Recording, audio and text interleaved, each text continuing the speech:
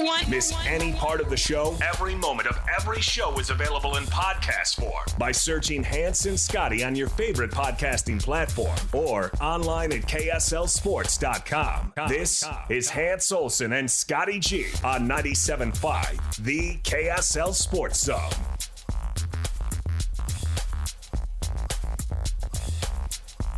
Hans and Scotty, 97.5, the KSL Sports Zone. Kicking off your 1 o'clock hour, Lloyd. Oh, wow. I got a crusty. We're kind of back on clock a little bit. All right. Sorry.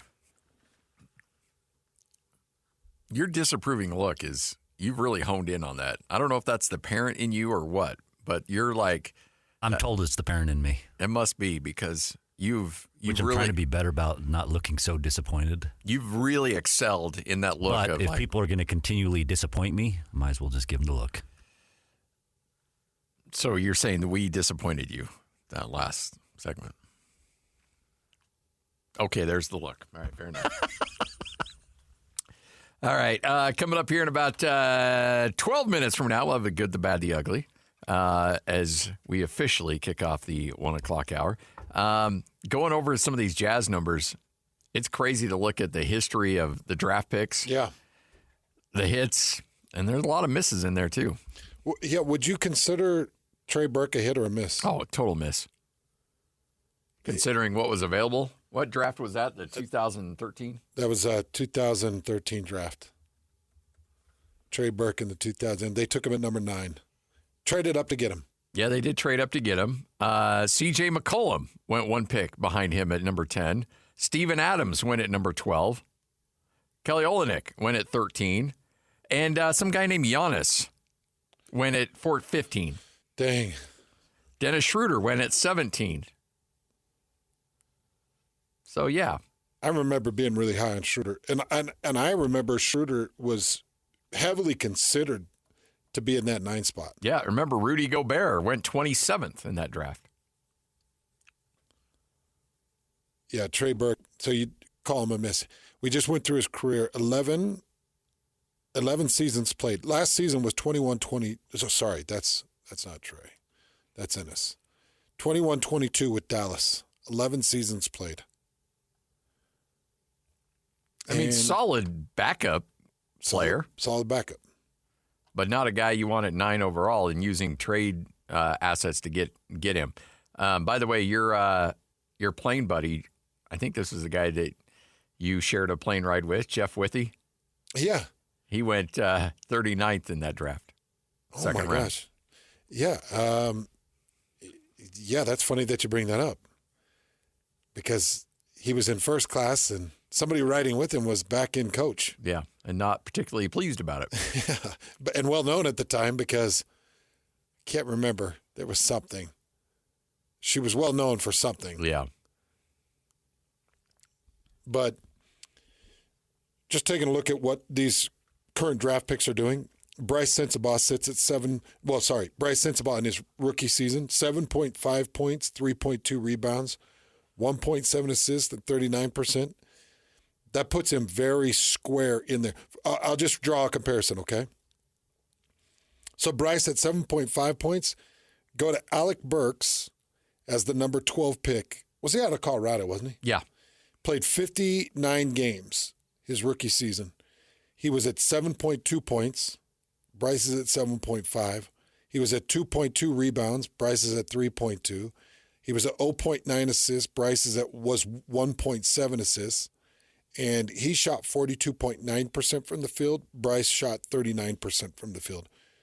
But I'm trying to remember how many games Bryce got in his rookie season. Bryce Sensabaugh? Yeah. I can tell you here in 2 seconds. How many games Bryce Sensabaugh got in his rookie season? Because Alec played some years. He played some years for the Jazz. Became Houdini. Last year, Bryce played 34 games for the Jazz. 34. Actually, no, excuse me, 32 games. Okay, 32 games. This year, he's already at 34 games. 32 games his rookie year. 7.5 points, 3.2 rebounds, 1.7 assists. This year, he's averaging double digits, 10 points. I really can't draw total comparisons, but you can look at the numbers and you can kind of see when guys are when they're going to flash, when they're going to be stars. There was not a ton of stars that have been drafted from the Utah Jazz, but you can kind of see it. And then there's some that you completely can't see it. Gordon Hayward, you couldn't have seen in his rookie season. No. Now, you knew he had upside, but you knew his body needed development. And I think that Gordon was on the precipice of putting up some incredible numbers when he decided to take the move to Boston. And then the injury happened. Yeah. And I think that never the same. Totally changed everything about Gordon. But Gordon's rookie season, 5.4 points, 1.9 rebounds, 1 assist, shot 48.5% from the field in 72 games played. And he was caught up in the whole Darren Williams soap opera. Yeah. Remember Darren throwing a ball at his head? Yep. Jeez. Yeah, I do remember. What a miserable. And what's crazy is I was looking at Darren Williams' numbers back in 2005 as a rookie, number 3 overall pick. 80 games played. He was at 10.8 points, 2.4 rebounds, 4.5 assists, shot 42% from the field. Darren Williams' numbers were pretty pedestrian in his rookie year. The thing that I was thinking, though, is I was like, man, it's eons ago. Yet there's still a guy from his draft that went a spot behind him. Went one spot behind him that is still considered the standard. Well, you know, I think he's probably lost a step or two. Yeah. But you think back and you're like, Darren's been retired forever. Like, Darren's got the golfer's gut and the dad bod, and Darren is completely formed into retirement. And that draft, the Jazz had a pretty incredible opportunity in front of them. And Chris Paul was no slouch. Darren Williams' last game was June 12th, 2017. Was that in Dallas? No, he was with Cleveland. Oh.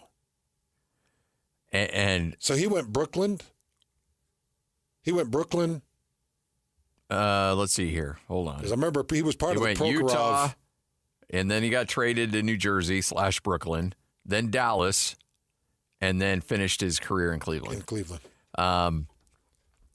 So you're coming up in June of this year. Darren Williams has not played an NBA game in 8 years, almost a decade, and yet Chris Paul is still playing. Still going.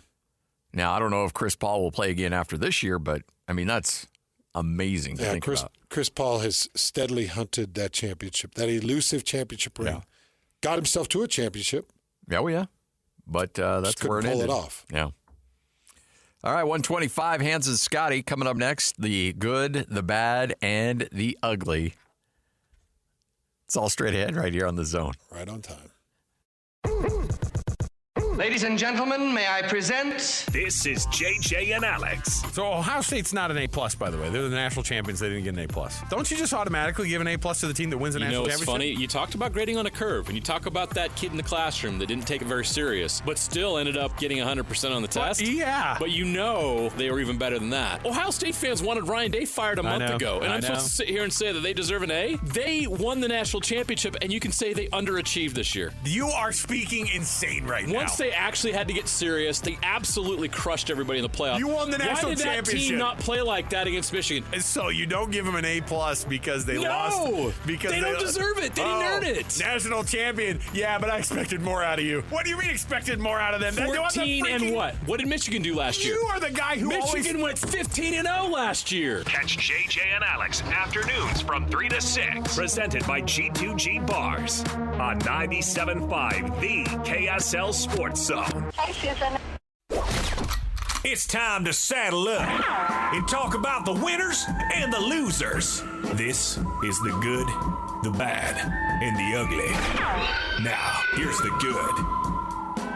Good, the bad, the ugly right here on 97.5, the KSL Sports Zone. But before we get to it, let's give away some tickets, shall we? It's a Jazz Ticket Tuesday. Call number 12 right now, 801-575-ZONE. That's 801-575-ZONE. We're going to give you 2 tickets. See the Jazz and the Minnesota Timberwolves coming up on Thursday, January 30th at the Delta Center. All right, Hans, I thought this was a cool story because you were bugged by your son going into the season like, I want a new helmet. They're thousands of bucks. Thousands of dollars. Well, when you have Walmart money, you can do some cool philanthropic things. Mm-hmm. The Denver Broncos and co-owner, CEO Greg Penner, who married into the Walmart family, which, by the way, congratulations. Imagine marrying into the Walmart family. And then like, hey, you know what? We're going to have you run an NFL team. Is put together a $12 million initiative called All In, All Covered. They will provide every tackle football program in Colorado, every high school tackle football program, a Riddle Axiom Smart Helmet under a 4-year deal starting this fall. A total of 277 in-state schools ranging from 6-man football all the way to Class 5A will receive their total helmets each year based on the average roster size of their team classification. They're all equipped with Riddell's personalized fit using 3D imaging and sensors that report impact data. Jeez. The total number of helmets donated, 15,500 helmets. Guess how much that makes it per helmet? $800. You said it's a $12 million initiative? $12 million initiative. $800. Wow. So they're getting a killer deal. And if you buy those retail, they're probably $1,400. Yeah, I got to imagine when you say we need an order for 15,000, they're going to knock the price down a little bit. Yeah, Riddell's got to be like, all right. And then also we'll let you stock some stuff in Walmart. How about that?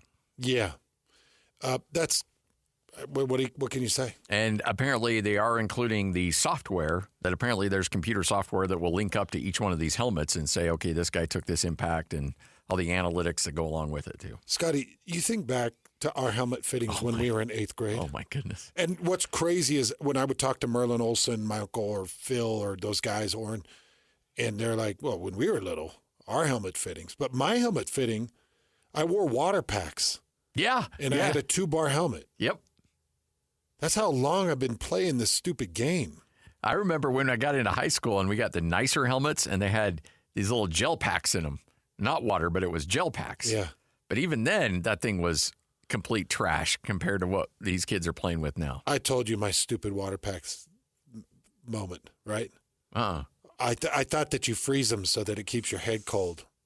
Oh, so you had ice in the inside of your helmet? Yeah, so I cleared the freezer out and stuck my helmet in it overnight because I was so hot at practice. I'm like, it'd be so nice to have a cold head. So your head's banging up against hard ice. Hard ice. And then it started to melt. So then what would happen is you'd press through the water and you'd hit these, it felt like stones that were in the water packs. Look, I wasn't the smartest kid, but it only took me once. Only took one time to learn that lesson. It only took me once. My head was cool. It was nice. My head was cool. Like I was like, geez, this is nice. I wish I could do it this way. But for the betterment of my health, I did not. Wow. Yeah. 15,000 helmets, and they're all going to be measured and 3D imaging. Oh, okay. These are the benefits of having an NFL team in your state. Yes. It would be really nice to have the Utah. Just move the Jets out here. We'll go the Utah Jets. They don't deserve that team anymore. Bring them out New York doesn't need to. No. Or 3. I guess they got 3. Plus, they like they're more of a Giants fan base out there. Yeah, they like the Giants more. And right now they're Buffalo. Yeah, exactly. So they don't care about the Jets. No, bring them on out here. They have to share a stadium with the Giants anyway. Come on, get your own stadium. Come on out here. Please, we'll love you up. We just need the infusion into our youth. Our youth needs helmets. Yeah. I don't know. I like how Ryan Smith becomes like the obligatory, like, oh, he's a billionaire. He pays for it. Like Utah's got a lot of billionaires, believe it or not. Yes, they do. We have a good sizable amount of very wealthy people here in the state. And if not billionaires, we're talking 800 to 900 knocking million. on the door. Yeah. And yet Ryan's the guy that's like, ask Ryan. He'll pay for it. He's like Mikey. Like, Ryan's he'll eat anything. Oh, Ryan, call Ryan. He'll pay for it. BYU sneezes. And he's like Mikey. And gets a... And Mikey likes it. Like BYU threw an offer at a pretty good offensive lineman. And it's just, it's just an offer. Yeah. And everybody's like, there's Ryan Smith again. It's like anytime BYU does anything, there's Ryan Smith and his money. Ryan Smith is not putting money into BYU sports like people think. No, there's a lot of other people that are. At least people in Provo that I talk to, they're like, people don't understand. Like, we're not taking any money. Yeah. Like, there's people that are like, money, money, money, just dishing it out. It's, yeah. Have you heard the same? Yes, I've heard the same. And I've heard that there are a couple people, one massive donor who apparently is just, if you compare what he's donated to compare what Ryan's donated, is just completely obliterated Ryan in terms of how much he's donated and wants to keep his name somewhat quiet, but yet is just pouring money right and left into that program. And there's a lot of people out there. And again, I don't think Ryan loses any sleep about this, but it's just funny how everybody's like, oh, Ryan's doing this and Ryan's buying that. No, that's not it. And I don't necessarily think it's because he doesn't want to. Yeah, they just don't need him. I think Ryan would spend the money. But from what I'm told, and I like my sources. Yes, yeah, I know who your source is. From what I'm told, he doesn't fund hardly anything for BYU basketball or football, if anything. And it may not even be for lack of trying. They just don't need it. So, and there are other ways. I mean, there's ways to put money into the program, and that's great, and that's fine, and I'm sure that's being done to a certain extent. But let's just say that 15,000 helmets are needed here in the state of Utah. We're not just going to Ryan and saying, hey, Ryan. Yeah. Ryan's like, what interest do I have in football? Unless it's owning an NFL team.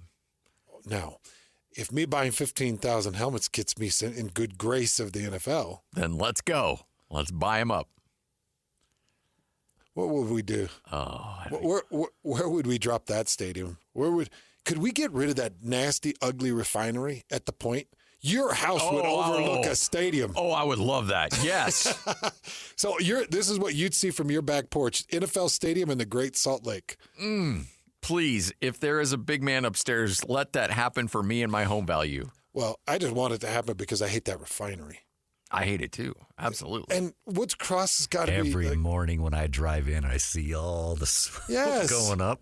Yeah. Woods Cross is like, come on, man. I've got a great view from my house, but those refineries sometimes get in the way a little bit. Yes, you do. If we find the funding to move the prison from the other Point, why can't we find move the refinery? Move it. Spot on. Absolutely. Is that not a valuable land? I got to think that's crazy. Like, everybody just fell into that land in Harriman, that the prison site and all that stuff. That should be your next area of growth right there. Is that North Salt Lake? Yes. Let's pluck that out of there. Put an NFL stadium in there. Yeah, go put that refinery out in Tooele or something. I don't know. Sorry. On the way, have you forgotten your roots? You've changed. No, I'm just saying. Wow. On the way, Tooeleans are losing their mind right now. No, on I-80 on the way to Tooele. I'm not saying in Tooele. I love Tooele. I lived there for 8 years. It's a beautiful city. The Tooleites are losing it. Do you look down on them now? I do not look down on Tooele. Hey, is that 500-foot stack that's on your way out to Tooele? Is that an active anything? You know that massive, like, smokestack? Yeah, I don't know. Did you ever see anything come out of it? Not that I can recall. I haven't been going to Wendover lately, but when I used to pass out to Wendover. All right, there's your good. Put that refinery out by that sculpture thing. Yes. On your way to Wendover. There you go. There's nothing else out there. Perfect. And then just dump all your chemicals right into the Great Salt Lake. Yep. We need to raise level. We need to raise those levels a little bit. Every little bit of liquid counts. Oh, but the brine shrimp. We got the toxic dust. Do not upset the ecosystem, please. Seriously. Oh, boy. The toxic dust. It's already toxic. Yeah. What does it matter? It's already dusty and toxic. What's a little bit more going to hurt? By the way, you know where an NFL stadium would go. It'd be off 106. Oh, I know. Yeah. Right? Yeah, for sure. Sandy, you're getting yourself an NFL stadium. I wouldn't hate that either. No. All right, Hans and Scotty, there's your good. Let's get to the bad. Now the bad. Interesting line dropped by Mark Davis in the Raiders press conference introducing Pete Carroll as the head coach. But Mark Davis was asked about adding Tom Brady in as a minority owner. And he said bringing in Tom Brady was bringing in somebody on the football side that I've been lacking having here in the organization. I guess we have to go all the way back to 2018 with Jon Gruden. He was somebody I brought in and really expected to be that person on the football side that would bring stability to the organization. I gave him a 10-year contract, and then the NFL came and chopped his head off, and we were put in a really bad position as an organization because of it. You said this is Castro? Who's put a bullet in his head? Lloyd, knock it off. He said chop the head, not disembowel. Yeah. Come on. Mercy! Scotty walking up on the site. Okay, when I say don't, that doesn't mean play it on a loop. Walking up on the site. Seeing Mark Davis with the tools. And you know what? I saw this story. It was Roger Goodell with the tools. I saw this story, and I was like, you know what? This has a real Braveheart feel to it. Sorry. Gruden got his head chopped off by the NFL. Who said that? That was Mark Davis, the owner of the Raiders, said that he has not had anybody that he could bring in that's brought stability to the football side until they brought in Tom Brady. He wanted Jon Gruden to be that guy. Jon Gruden was becoming that guy until the NFL chopped his head off because of the emails. Chopped his head off. Yeah. So apparently, Mark Davis is saying that he had no choice, that the NFL made him fire Jon Gruden over the emails in which, hey, look, if you're going to... That whole thing was disgusting. And let me say this. Jon Gruden, the emails that he wrote and the language that he used, not good. Not great. But if you're going to release his emails, release all the emails. All of them. All 80,000 that you sat on, not just the ones that included Jon Gruden. Let's hear what everybody has to say. Disgusting. If you're going to zone in on one guy, everybody gets to... we get to open it up on everybody. That's all anybody wants. Nobody's condoning what Jon Gruden said. Nobody's condoning the language that he used and said, oh, it wasn't a big deal, blah, blah, blah. But if you're going to share people's private emails, if somebody comes in and starts picking through my text messages and saying, wow, you texted Hans this and this and this, I'm like, okay, fine, not proud of it, but I want Lloyd's text to be opened up. I want PK's text. I want everybody's text. Don't just use it to come after me. I want everybody's on display now. Yeah. That's what we're going to do. Yeah. Yeah, it was disgusting. I will say this, though. I don't think that the Raiders would be in any better or any worse position if Gruden had remained. They might be in a worse because they would have traded Max Crosby like 3 years ago. Gosh, he did move anybody. Yeah. I don't know, Max. Look a little long in the tooth. Yeah. I'm 27. I know, but. Is that did you tattoo your gums? Yeah, I can't do it. I think I can get a second rounder and a new copy printer from you. Hey, have you seen the kids nowadays? They're doing eyeball tattoos. They're tattooing the eyeball, the white of the eye. What? Yeah. Are you serious? Yeah, they're tattooing the eyeball, the white part. So of not the eyelid or no, in the eyeball. They're doing a tattoo in the eyeball. Well, if it's painful to have a tattoo removed off your skin, I don't know about having a tattoo removed off your eye. I think that one's permanent. That's a problem. Yeah. Why? Like what point do you want to express yourself so much that you need to have your eyeball tattooed? I don't know. Like I don't know. Just get your ear piercing and move on. You know, and then let it close up. Like the thing is, I don't know. Never mind. I just don't get tattoos. Like the eyeball tattoo, I think is. Do you regret your tattoo? Me? Hans. Oh. No, we just talked about his tattoo yesterday, so do you regret it? I don't have a tattoo. That You're Roy Orbison? Oh, am I Roy Orbison? You don't regret that one at all? That one just, okay. It's a profile. It's actually nice looking. I mean, look, you want to get a tattoo, by all means. I just don't get it. It just never made any sense to me. Why you put yourself and spend that kind of money for that kind of pain and anguish? Oh, it's expensive. Yeah, and it hurts. On an eyeball? Yeesh. Tats are expensive. All right, we got time for the ugly. Lloyd, I don't want to get on your bad side again. Your call. And of course, the ugly. This story is pretty ugly, and we're getting these allegations, and then they lead to investigations, and then the investigations find an individual not guilty, And we continue to never hear from the person that levied the allegations. Yeah. And this is continuing to bug me. And this happened yesterday. University of Florida cleared Gators men's basketball coach Todd Golden following a 4-month Title IX investigation into these allegations of sexual exploitation, sexual harassment, and stalking. These are heavy allegations. Yeah.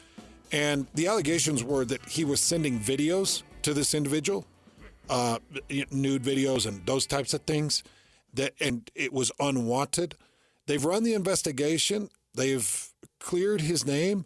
But now I want to see the same sentence he would have gotten handed down to the person that levied the false allegations. Now, here's the thing. Now people say, well, women won't speak up then.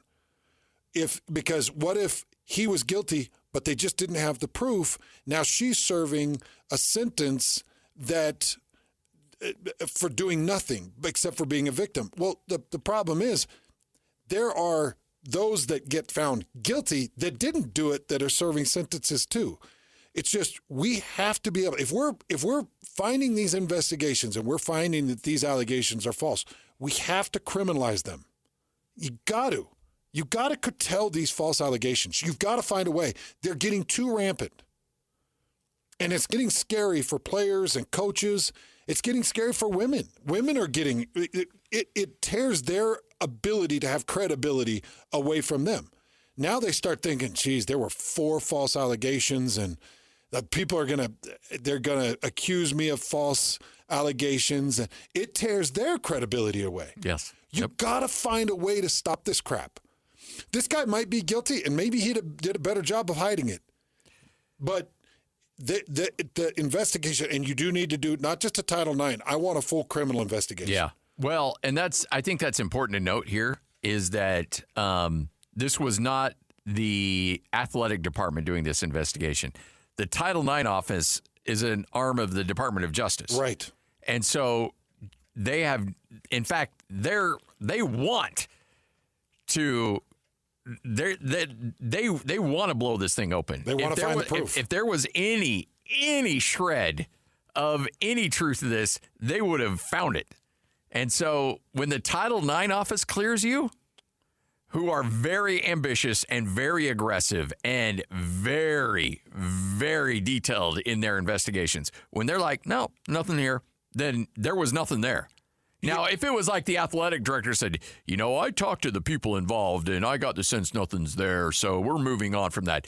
If an athletic director or school president, they say, we've done our own investigation, you can roll your eyes at that. When you see the Title IX office say, no, it's cleared, that's a whole different thing. It's a heated, deep investigation. And when I see things like sent on Instagram, by the way, Instagram was mentioned in the case that these images or videos or both were sent through Instagram or through text. You can erase them all you want, but when you get the right bureaus in investigation, they'll find them. Yeah. Yep. They'll find if there's a footprint, if there's a digital footprint, they can find it. So to me, you go back to the accuser and you say, "Got anything to tell us?" Yeah. He pushed advances on me and forced sexual content on me that I did not want. We don't got any proof of it. You got anything else to tell us? You want to admit anything? And you got to hold them accountable. This can't just be a fart in the wind right now. Yeah. It can't just dissipate. We got to put a stop to false allegations on these coaches that have millions and millions and players that have millions and millions.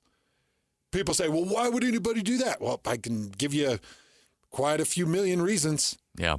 Well, because there's settlements that keep names clean, and they happen all the time. Yeah. And, I mean, even in Todd Golden's, when these allegations were laid upon him, it was a big story. You look at it now, the Title IX clearing him of no wrong or of no, bad intent. It's like the 6th story on the college basketball page on ESPN. Mm-hmm. By the way, props to University of Florida, because I think that they handled this pretty well. I think they let him coach. The athletic department handled it pretty well. All right, Hans and Scotty, Whole World News next, and then we'll get into your 2 o'clock hour straight ahead, 97.5, the KSL Sports Zone. This is DJ and PK Aaron Roderick, BYU offensive coordinator. How much can Jake Retzlaff improve, and where can he improve going forward in a sport that's so quarterback dependent? I don't talk a lot about stats, but I have said directly to him, next year we need to be in the 30 touchdowns plus with single-digit interceptions. That's what Zach did. That's what Jaron did. And if you do that, those are winning numbers. Those aren't just numbers to get you all-conference votes. Those are numbers that help you win games. And then the other one is I think we really need to improve our completion percentage. We need to be up around 70% completions next year. Those are quantifiable things that he can do next season that will lead to more points and hopefully another couple wins. Catch DJ and PK mornings from 6 to 10 on 97.5, the KSL Sports Zone. Go! It's time to span the globe for the hard-hitting news you care about. Well, not really. But hey, at least we found it interesting. This is Whole World News on 97.5, the KSL Sports Zone. We've got the whole world in our hands. You got the whole world in our hands. We've got the whole world. It is another edition of Whole World News right here on 97.5, the KSL Sports Zone. By the way, Lloyd was trying to take us down memory lane. Our favorite 1 minute of cinema. You said Goonies? Yeah, for me. You know what? Even though I get mocked for it a lot, I feel like I did a pretty good job on the Kathy Bates one, The Misery. Misery was good. I would agree. Misery was yours? Misery, well, I had the most fun doing the 7. Yeah. I really feel like you guys let me spread my wings a little bit. Yeah, you did. So. We all three won an Emmy. I don't think anybody, there's probably a lot of listeners that don't even remember the 1 minute cinemas. Hey, do Emmys even mean anything anymore? No. They just throw those out for they everybody. hand them out like candy. Yeah. Yeah, I can't believe the people that have Emmys. I saw some guy who's, I don't know how I even interact with him on Facebook, but he's like the weekend traffic reporter on a news station in Missoula. He's like, I got an Emmy. I'm like, what the hell? You got an Emmy? What's going on? Even man? the Emmys are like, hey, don't tell people. Don't say it. You just hand those things out. You want an Emmy. You want an Emmy. But Lloyd did get an Emmy for his depiction of 7, which was really good. Why did you ask that question? You trying to bring it back? No, it just made me think about the because I brought back Mercy, and I was just like, man, I had fun with those. We had fun. It was. I'd love to get back to him. I would. I think we had fun, and we got some good movies that we could do. For those of you that don't remember 1 minute of cinema, we'd pick our favorite movies, and we'd pick a scene, and we'd go word for word with script, and each of us would act it out. We'd even find the soundtrack and lay out the music so it would sync. Maybe do a little never-ending story. That'd be a fun one. Yeah. No. Oh! Yeah! Did we do Never Ending Story? No, but I made some weird luck dragon sound, and then I put you said that. Yeah, so I pulled that as a drop. That's my isn't it? Yes, that was you. You know what? This whole thing. Oh! Yeah! You know what? I feel like we got played here a little bit.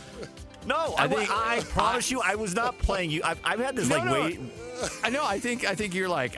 See, you know how you wanted to play this. This is really brilliant on your part. Like, you should take credit for this because you know that sometimes I will carry an off-the-air conversation on the air. And so you were off the air talking about 1 minute cinema. I bring it up on the air, and you're like, I know he'll do that, and then I can work in Never Ending Story. How have we not done Short Circuit? Because it sucks. No, it doesn't. It doesn't. It does not, and you know it doesn't. Johnny 5 alive. Short Circuit 2, okay. Wait a minute, you're going 2 over 1? Yeah, because you got the Los Lobos. Yeah, but you don't have Ali Sheedy. I actually might side with you as far as best scenes to do, maybe to reenact might be from 2. Yeah, because Los Lobos kick your butt. I prefer 1, but some of the stuff in 2 Los Lobos brilliant. kick your face. I don't know. I just want to yell, no disassemble. Over and over. We had some good ones. Yeah. You ready for a little whole world news? Let's do it. Lloyd, you've done the ding dong ditch, haven't you? You've done that a little bit? Yes. Scotty, you've done some ding dong ditching? I still do it. Where you ring the doorbell yeah. and you get on out of there? Problem is everybody has a ring now. Dude. Yeah. Everybody's you can't do it ring now. anymore. Yeah, you can't do that anymore. And It's like how Star 6'9" ended the prank calls yeah, back in the day. and people in Springfield, Missouri are done with it, including this 40-year-old man named Melvin Rankin. 40 years old, middle of the night, sitting on his couch. Here's the doorbell ring. These kids, they see him through the window on his couch, and they're like, oh, he's not moving. Uh-oh. So they ring it again. As they were starting off of his porch, the garage door opened, and as the garage door is opening, 2 gunshots go off. Boom, boom, inside the garage. So the kids run and jump in their car. Garage door comes up. As they're taking off in their car, headlights right behind them. They're getting chased by whoever fired the gun in the garage, which it was Melvin Rankin. They're getting chased. This man chases them into the cul-de-sac, into a dead end, and he walls them in. The kids jump out. He gets out with his gun. He's running at the kids. Kids get on the ground. He tells them, get on the ground. He holds them all by gunpoint and questions them. A couple of the questions he threw at them. What did you come for? What were you looking for? Held them for a good period of time. And let's see. While still holding them at gunpoint, authorities stated that he forced them to lie on the ground and questioned them about the reason for their visit. After the kids told them they were playing ding-dong ditch, Rankin let them leave unharmed, but he did take the keys to their car away. The next day, officers arrested Rankin during a traffic stop, searched his car. They found 2 handguns. They found a controlled substance. They searched his home. They found a 20-gauge shotgun that was Okay, the controlled substance now is starting to make a little was bit by more the door. sense. And this is where it gets crazy. Oh, now it gets crazy. He was, by the way, for this, he's been charged with several felonies, including first-degree robbery, 2 counts of armed criminal action, unlawful use of a weapon, and unlawful possession of a firearm, because Rankin is a registered sex offender, was already under permanent GPS monitoring due to a first-degree statutory rape conviction. He's also previously convicted of possession of a controlled substance, breaking and entering, and driving with revoked license. You never know whose door you're knocking on when you ring or you knock or you doorbell ditch. Nowadays, I wouldn't even do it. Back in our time, Declo, Oh, yeah. Murray, Weezer, we could knock and we know we're just going to get that. You darn kids. Now, you got some type of Dude with a 12-gauge. Yeah. And high on something and a little bit of a history. A crack house that's like, you're thinking Denzel Washington from Training Day is knocking on the outside of your door, and you're ready to take aggressive actions to stop. This is the craziest story. Could you imagine being chased? You hear 2 gunshots go off in the garage. You jump in the car. You're with your friends. You're like, run. And this is the dude that gets out of the car, puts you on the ground with a gun. They're lucky that he didn't kill him. Yeah, absolutely. This guy's going to spend some serious time behind bars, too. Now, okay, I'll play devil's advocate a little bit. This guy deserves a lot of bad things coming his way. He deserves to spend time in prison. Shouldn't be driving, shouldn't have guns, all of that stuff. He's got the red dot on his house, so he should be staying inside that house. Yeah. Don't be chasing kids. But don't be doorbell ditching. I want at least a little bit of a misdemeanor coming on the kids. Is there a law against doorbell ditching? There should be. No, there's not. There's not. The kids need to get their hands slapped just a little bit. A little bit. Let's just say this guy was totally clean, and he's a 58-year-old that's a little bit of a recluse and has been harassed in the neighborhood. Yeah. And he just grabbed a gun to go after the kids. He's going to get some penalty. Although, if somebody's banging on your door and you're like, geez, I got to protect myself. Did you ever go? Come on, you grew up in that area. You went TPing, right? Or you'd TP somebody's house? Oh, yeah. I had multiple times where some guy would bring a shotgun out in the back and just Just sky cock it. blast it and just, and you're like, oh, time to go. Yeah. And then he'd have a laugh. You'd see him at church the next day, like, I knew it was you, her. And you're like, that gun scared the bejeebers out of me.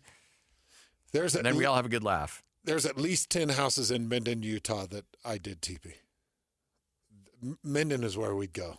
Oh, really? Oh, yeah. That's the TP capital of Cache Valley. But not Weezer. You wouldn't TP guys in Weezer? Didn't really do that in Weezer. Okay. Somebody TP'd our football head coach's house.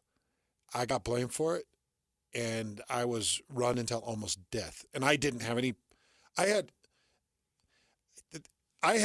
the very distant role in organizing. Okay, you can't say I had a distant role. I organized it, but it was not me that carried out the actual TPing. That's worse. I just had people. You were the mastermind behind it. Yes. Yeah, but how does it get back to the mastermind? That's the thing. You're supposed to have the. Oh, and I turned all of them in. I was like, no, it was JD. It was Bruce. Those are the guys that. Troy, get him. Troy did it. Oh, dude, Troy was not an athlete. Troy's an auto mech dude. Oh, okay. I'd have loved to blame Troy and have him run until he was puking. Little turkey. Attacking me in my clogging. Hans and Scotty, 97.5, the KSL Sports Zone. Coming up next, we'll kick off your 2 o'clock hour straight ahead here on the Zone.